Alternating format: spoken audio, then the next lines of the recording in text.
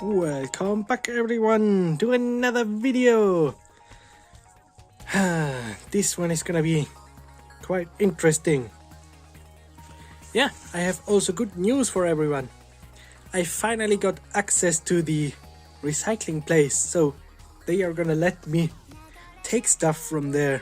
As you can see, this is one of the first things I picked up here, which is actually a quite generic CRT monitor.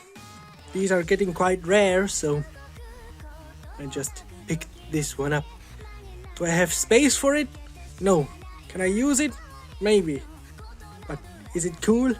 Oh yes, it is super cool. But yeah, it will need some cleaning and stuff. As you can see, it is quite grimy, so this is gonna be pretty much a vitals check and maybe a repair attempt or repair success. We will see. If not, I can always use it for components. But yeah, these things are pretty rugged, so I'm pretty much certain it's going to survive. These buttons down here will have to be replaced because they are not clicking anymore. The on-off switch still works though. Yeah. Besides this monstrosity, I also found these very interesting speakers. I already took these out. You can see these are quite nice. They are 16 ohms. These are pretty much vintage. These are all out of cardboard, which is quite cool. I already listened to them in dry. They sound very nice. I have here the boxes. You can see the marking. The phone is not gonna focus obviously, so we just put it down here. This is the marking. It's quite hard to read. I have to get the angle right. There it is. Sonelco is the marking, which is actually still around today, which is quite interesting. But yeah, these are pretty old from the products you see today on their website. But yeah, the Sonelco enterprise was established somewhere in the 1970s. So yeah, they have been around for quite some time. Now they make sound systems for supermarkets and all of those commercial things. So yeah, those were some older commercial speaker boxes, I suppose, which is quite interesting. We are gonna try to restore these as well, at least clean them up, put these speakers in and try to listen to them and see how they sound. Sadly the back plate is missing, but yeah, that's not a huge deal. We can generate something for those. Alright, so I gotta bring these things off the table and clean them up, so yeah, you are gonna see that. Let's go.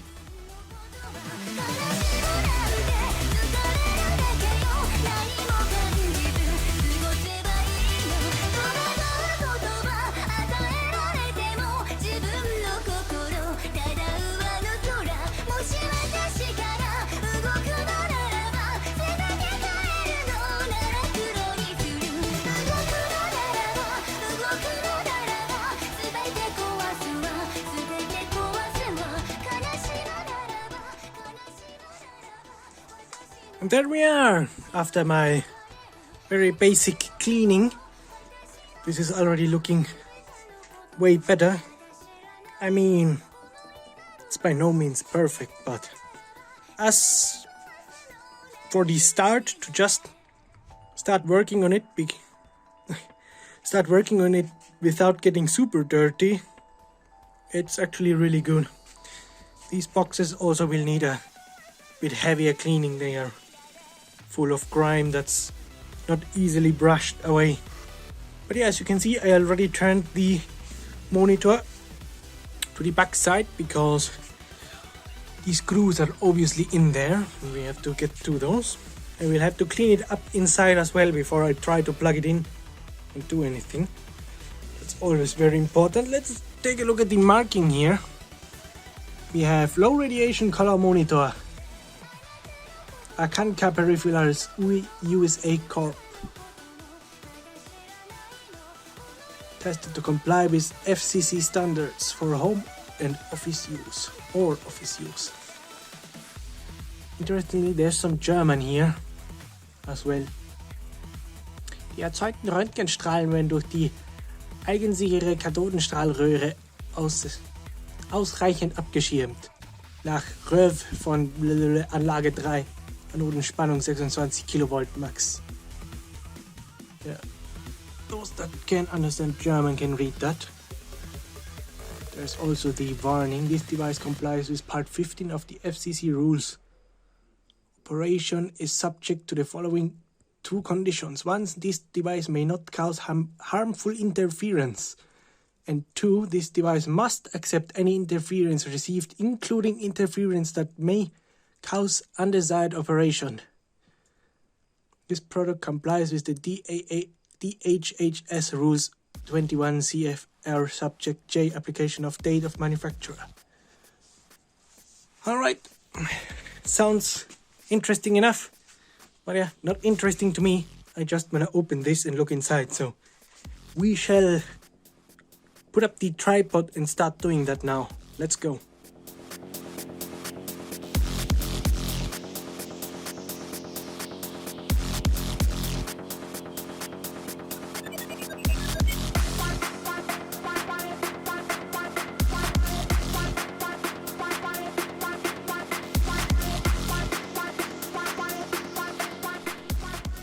There it is, people. We are officially inside. As you can see, this PCB here is quite dusty, so we are gonna clean that up. All in all, it's looking very good. The dust is only on the upside of the PCB. The lower side here looks quite good. I also don't see any burn marks or any spots that have gotten hot, so that's a good sign that this thing is probably just gonna live and start up as it were new. Here we have our video box.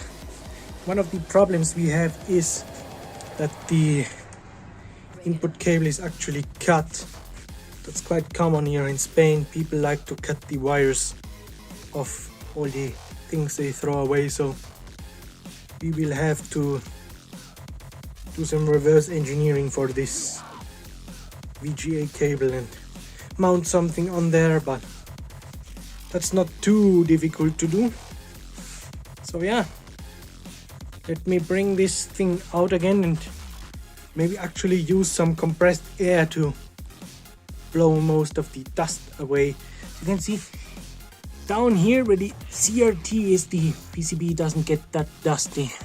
So yeah, look at that nice label. Caution, the heatsink is live. That means there is mains voltage on that heatsink, which is not isolated. So yeah, you do not want to touch that. Got ourselves filter, main smoothing capacitor. I suppose that's the main switching transistor. Got the power supply transformer in there. Got the yoke. We got here our deflection circuitry and beam amplifier and stuff down here. I actually know that IC up there. So yeah, this might actually be some generic circuit that I already saw in a device I disassembled once.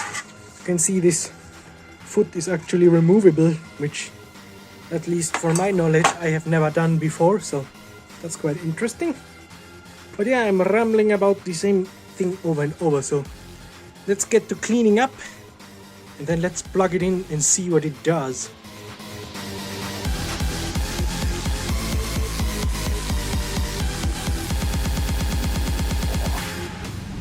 Break it up.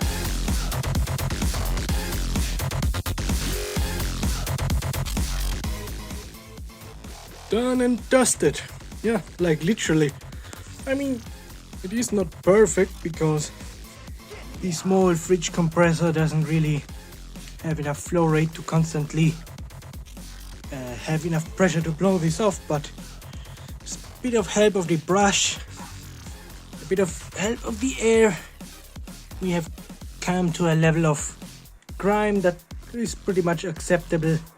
It's not gonna disturb any operation at this point, besides all the important things that happen are on the back, so if that is not too dusty, it should just work and we should not have any issues with arcing or burning stuff. So yeah, I think we're pretty good. Let me try to put this in a reasonable position and let's plug it in, see if it explodes. Alright, say goodbye to my family if this goes horribly wrong. Plug it in, press the button. Ah, we have a green light. I hear some static, and there it is. We have the bouncing logo. Where's it going? Oh my god. Look at that, it's beautiful. Oh my god, so crisp and nice. I find it funny how far it bounces. What?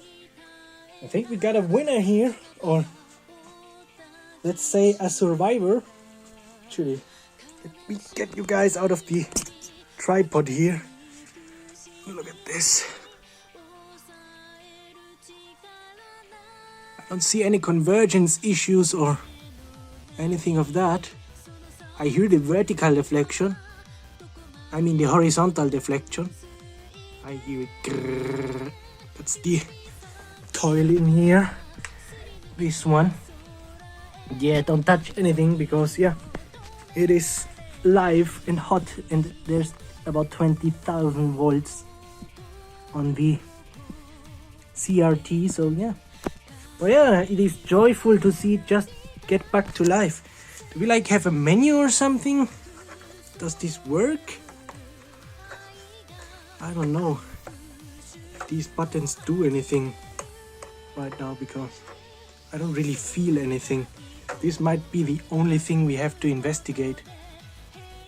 But yeah, now that I have turned it on, I do not want to snoop on the PCB or on the CRT because it can hold a charge, so I might do the buttons after I restore the VGA connection and actually try to connect it to my PC. So yeah, let's do that first and then we get back to the buttons if they have some sort of problem. Alright. Alrighty, it is back together. Isn't it wonderful how these old monitors and such only use 4 screws to get inside? It's so nice, so repairable. Alright, now we have to deal with this conundrum here, which is the cut VGA cable. As you can see, we have quite a few wires in there, but it's not as difficult as it looks. We have like RGB, which is the main big cables in the middle. Then we have sync, we have some voltages, the rest are some data connections. It's not much. VGA is quite old and mostly analog. Found this board here of an old TV, and I have actually both flavors of VGA connectors on here, which I'm gonna try and salvage, which is male and female. I have a cable over here. See, this is some generic VGA cable. But yeah, it fits on there, so yeah. Probably this connector will have to get off this board, which is gonna be quite tricky, so yeah. I will probably just be back when I have this finished, because yeah, recording this is not that interesting. Look at all these SMD components. Ew! Nah, I'm joking. SMD is pretty cool.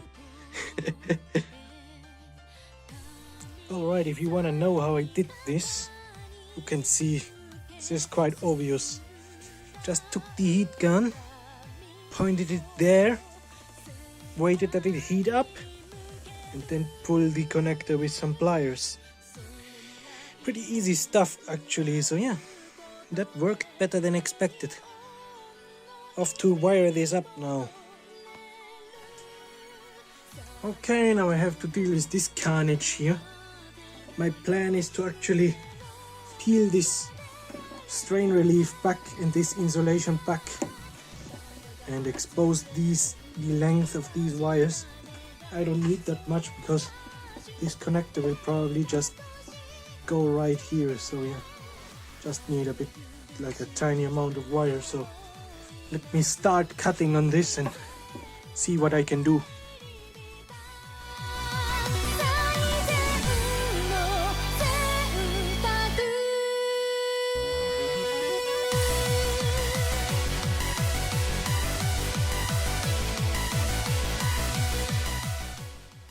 Alright, this is the result.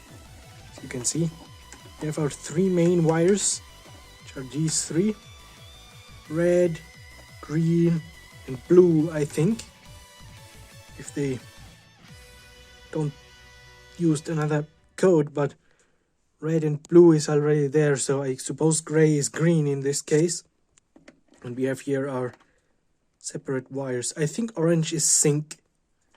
And then we have some voltages, ground and some other thing there. So let me just look up the pinout. Let me solder this on and we shall try this. Alright, this was a bit trickier than I would have liked to, but yeah, I have it open as you can see here. And here's the connector that goes here. And I'm looking with a mirror here. I can see the connections there where the wires go. You can see RGB, H-Sync and V-Sync and other connectors we are not interested in. Yeah, this is the same color codation as some of the connectors on the internet, but it is connected differently here, so you will have to open it and look at the connector if something like this ever happens. I also noticed the CRT has some burn-in, so it is not that new of a monitor, but I really don't care. Alright, let me connect this correctly now and see if it works. Alright, there it is. I got the PC over there. It's going through the adapter into the monitor. It's not a very high fidelity monitor. Only goes to 60 Hz, so it is quite flickery for the eyes. But yeah, all in all, it is working okay, I suppose. Also, these buttons work without any problems. You can see all the menu options in here. Already adjusted everything. This is the degaussing. You press this. Desmagnetizar is degaussing. Let's see, 3, 2, 1. Okay. You can hear the relay click. Yeah. I think it is working quite alright. Let me actually exit here so I can show you the burn-in. If I do this, you can see there shortly in the transition, you can see the burn-in. Right there, you see this line here? This is the burn-in. It's quite noticeable, but actually pretty unnoticeable if you are not on a black screen, so yeah. I mean, it's a trash-picked CRT. What do you expect? I didn't expect any miracles, but yeah. I'm quite happy I got it working. It's just interesting learning experience, and I still have a request I need to fulfill. So yeah, let me do that.